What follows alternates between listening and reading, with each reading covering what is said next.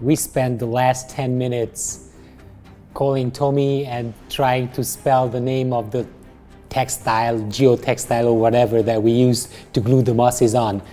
He says, Agronon. I said, Algernon? Flowers for Algernon? What are we talking about? No, it's hygrolon. Welcome to the beautiful world of aquascaping.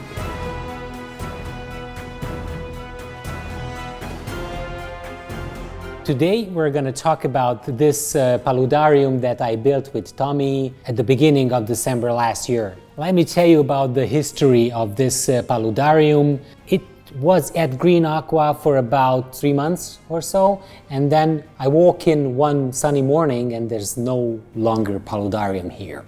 And I'm asking Tommy what happened to it, and he tells me that it got sold to a customer. This is a good opportunity for me to tell you guys that if you sometimes ask for some updates or some cinematic videos on the builds that we do, especially when we're talking about small tanks, those might be at a customer, so we cannot really follow up on them. What happened at this customer's place? Well, actually, the moss had died off and the tank came back in a pretty bad shape. And they didn't have the time to maintain it, so they kind of returned it to Green Aqua. That doesn't happen quite often, but we got this here, and I'm happy because this is a good opportunity for me to show you guys how we tweak a tank in a bad condition.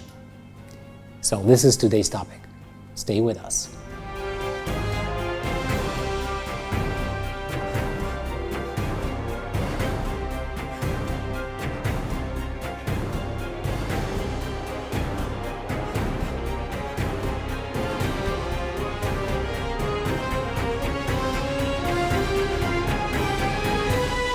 But before we start, I want to show you my beginner's steps in the bonsai world, because I'm the new bonsai expert of Hungary. No, I'm not.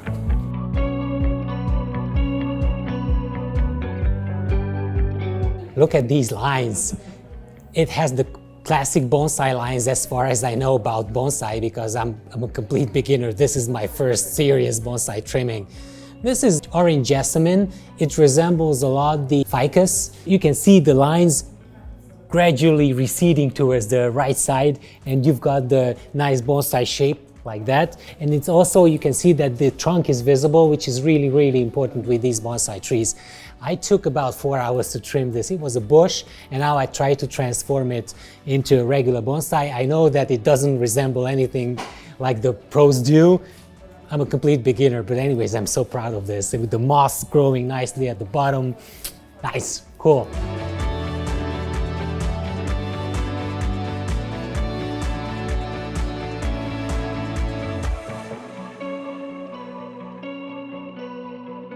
Before we jump into the details, let me tell you what kind of technology we used with this paludarium. Actually, I'm going to link all the gear that we used in the description, so you will be able to look that up on the Green Aqua website. But you can also look at the setup video to know exactly what hoses go where and why. This is a custom-made glass paludarium.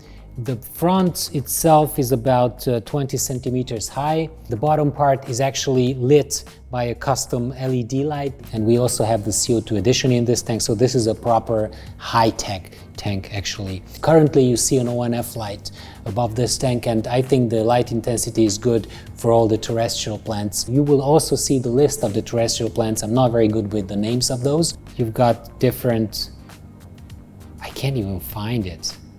No, let's just give it up. We have an Oase BioMaster 250 below this aquarium. The filtration is Ace. We have the glass in and outlets, and we have a 300-liter submersible water pump in there in the corner, surrounded by filter pads, some sponges, and that pushes up the water along the epi web. We need to have terrestrial mosses on the top, and we need to have aquatic mosses at the bottom. Dripping water would rot all the other mosses.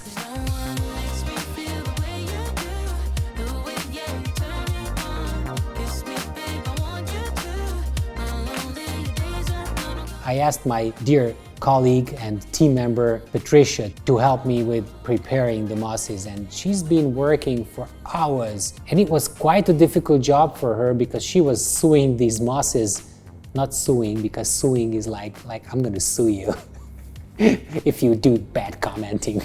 She didn't do that, she did this. All those native English speakers, sewing, that's what I said, right? I stepped in and I realized that we're not gonna finish this ever. So I started to actually glue with some Seachem Reef glue. The problem is that at those points that you have glue on, the moisture will not be able to go onto the moss. So I applied the glue in an S shape, and then I just put the moss on top. Also, we do have a fogger in the cabinet, and that will produce the cold mist. The name is Trixie Fogger XL. We have the manzanita wood here, and then we have the ironwood. So we have two types of wood here, and the substrate is the clay-based soil as usual, and then I have base layers fertilizing substrate below it. And as far as the aquatic plants go, we have the Monte Carlo, we have different Bucephalandra types. We have Anubias, the big Anubias in the back is growing really big. I cannot wait more. We need to start working, right? Let's do it.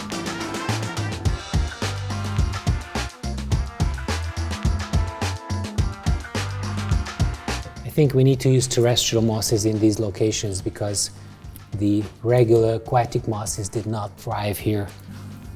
This moss is rotting completely. We actually need to cover quite a big surface with mosses, and I'm not sure that I'm having enough of them here. I'm going to take this off and put it back later. I can feel like the smell of the rotting moss. I don't like this work. It's like cleaning the toilet. So what did you do today, honey? Dory will ask me. I cleaned the toilet with Green Aqua. You don't need to be very precise in cleaning up all the background, so you can leave a little bit of moss there because we're gonna cover that anyway with the new moss. Some people are asking me about the gloves and why I'm wearing the gloves, and they say that it's pointless to wear gloves. My problem is that I'm working with water all the time. If I'm not putting the gloves on, I'm gonna just scratch my fingers, have bloody hands all the time. But I'm also trying to reuse these gloves as many times as I can. Trying to remove the dried out moss from the hydrocotyle. Okay.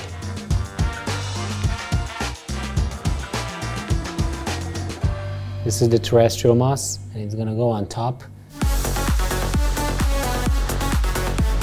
Party on!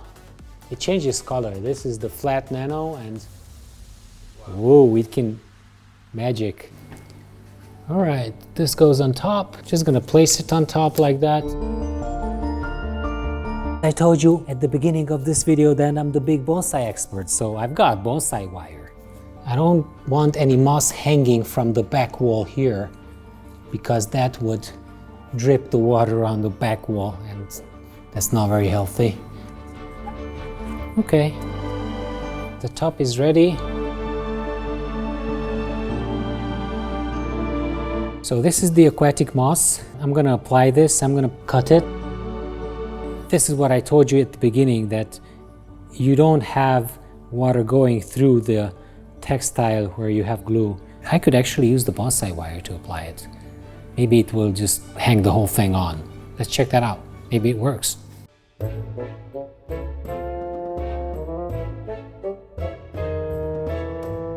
Hát, lehet, hogy glue-olni kell. I'm gonna use the glue gun because the other solution did not work. Like that, and then push. It's like a spider web everywhere. Look at this. It's plastic, it's nothing special. It's gonna dry out and I can just get rid of it. Did I tell you how much I hate do-it-yourself stuff?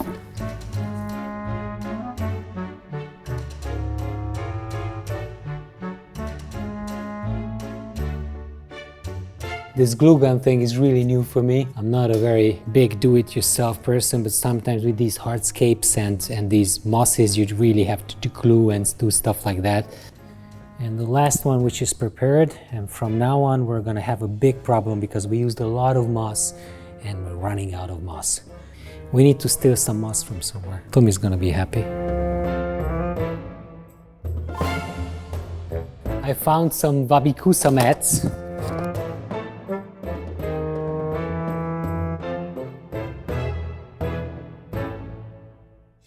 What I'm going to do now is I'm going to apply the terrestrial plants back so that I can see how well they cover the background.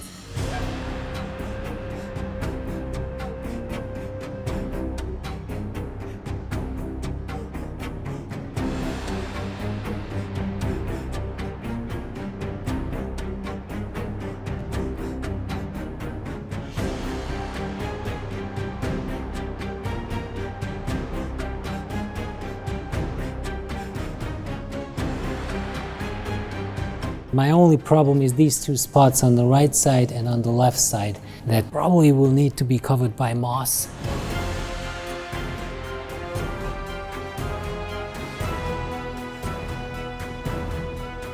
All that remains to be done is to apply the terrestrial moss onto the wood, and it will add a lot of texture to the background, to the wood, and if we spray it every day, it's gonna survive.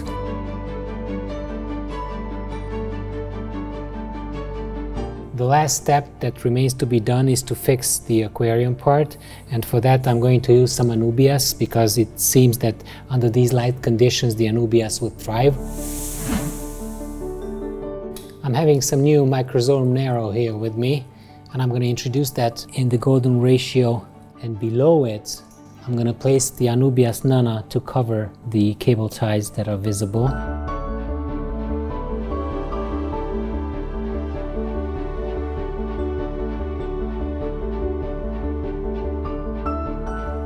I'm doing a big water change by sucking out the water and pushing it in all the time.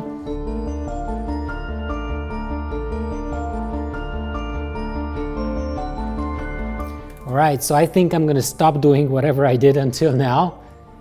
It was a messy build. I'm gonna tidy up the whole thing and you guys are gonna see the end result of it. I got pretty tired. I hope that you guys like this though.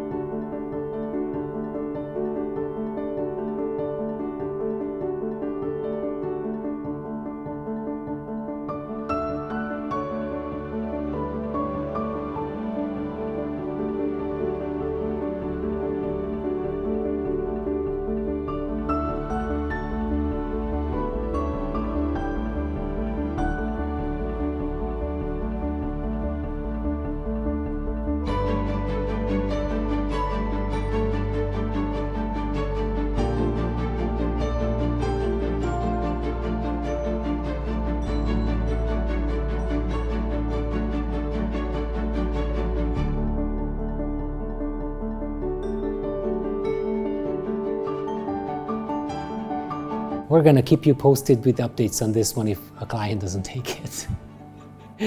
Anyways, we'll see you next week. Subscribe to the Green Aqua YouTube channel if you didn't do so yet. Hit that like button and we'll see you next week. Membership, don't forget it. Thanks. Bye.